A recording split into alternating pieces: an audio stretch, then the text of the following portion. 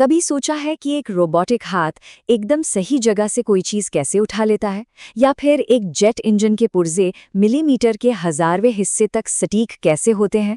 नहीं, ये कोई जादू नहीं है, बल्कि एक बहुत ही कमाल की टेक्नोलॉजी है। तो चलिए आज उसी दुनिया में गोता लगाते हैं। तो असल सवाल ये है, आखिर ये मशीनें इतनी स्मार्ट और इतनी सटीक बनती कैसे हैं? वो कौन सी छुपी हुई ताकत है जो उन्हें इंसानी आंख से भी ज्यादा बारीक काम करने की क्षमता देती है? जवाब एक छोटे से लेकिन बहुत ही मजबूत डिवाइस में छिपा है। तो चलिए मिलते हैं LVDT से, यानी लीनियर वेरिएबल डिफरेंशियल ट्रांसफॉर्मर। हाँ, मुझे पता है नाम थोड़ा भारी भरकम है, लेकिन ये वो गुमनाम हीरो है जो हमारे आसपास की पूरी हाईटेक दुनिया को चुपचाप चला रहा है। तो आखिर ये LVDT है क्या चीज़? एकदम आसान भाषा में समझें तो ये एक जादूगर है जो किसी भी सीधी सीधी हरकत को बिजली के सिग्नल में बदल देता है। जरा सोचकर देखिए, जैसे ही कोई चीज अपनी जगह से हिलती है, ये उसे फौरन एक ऐसी भाषा में बदल देता है जिसे कंप्यूटर समझ सकता है। और ये सब होता है एक बड़े ही सिंपल से सिद्धांत पर, जिसे कहते हैं म्यूचुअल इंडक्शन। तो ठीक है, नाम तो हमने जान लिया, अब जरा इसके अंदर झांककर भी देख लिया जाए, है ना? आखिर इसके अंदर ऐसा क्या है जो इसे इतना खास और इतना भरोसेमंद बनाता है? अब देखिए, इसकी बनावट मतलब कमाल की है, एकदम सिंपल और शानदार। बीच में एक प्राइमरी कॉइल और उसके दोनों तरफ दो सेकेंडरी कॉइल्स, और इन सब के बीच में है एक नर्म लोहे का कोर जो बिना किसी रुकावट के मक्खन की तरह आगे पीछे होता है। कोई गियर नहीं, कोई कॉम्प्लेक्स पुर्जे नहीं, बस यही सादगी इसकी असली ताकत है।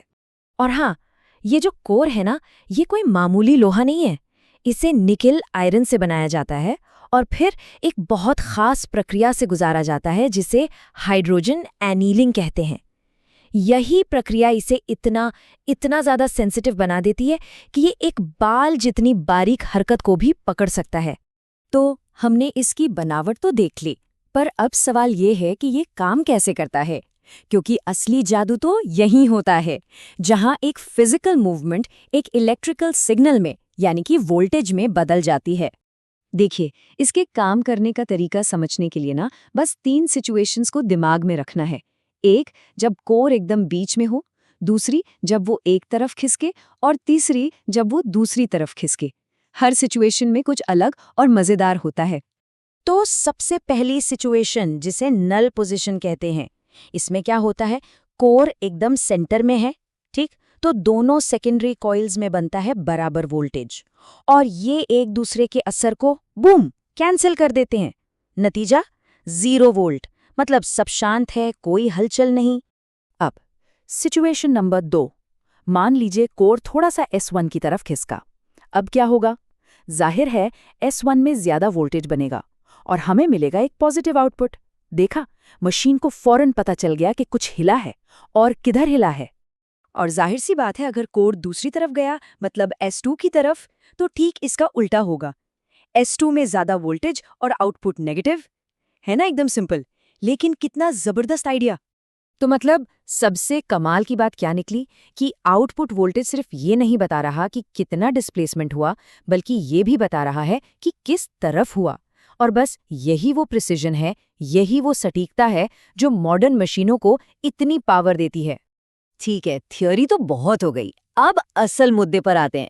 ये कमाल की टेक्नोलॉजी आखिर इस्तेमाल कहाँ होती है? हमारी दुनिया पर इसका असर क्या है?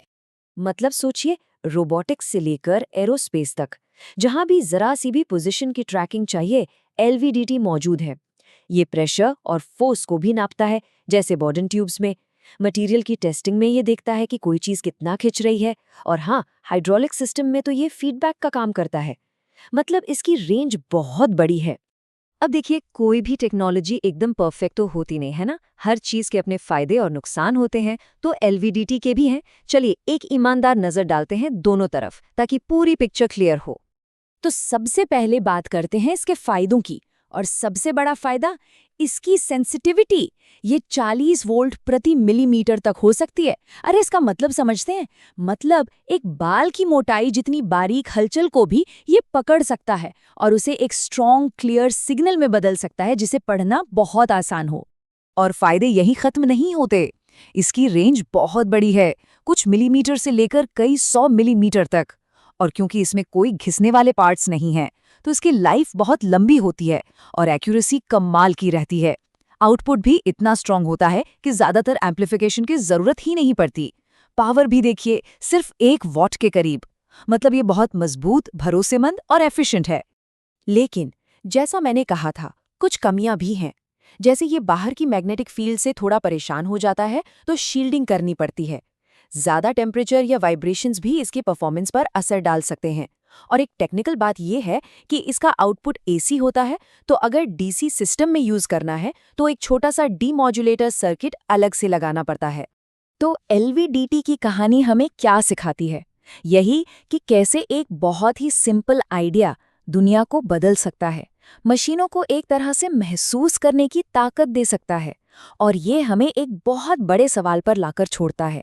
जरा सोचिए, सेंसर्स की अगली पीढ़ी, जो शायद इतनी छोटी होगी कि दिखाई भी न दे, वो हमारे लिए क्या कुछ मुमकिन बना देगी? वो भविष्य कैसा दिखेगा?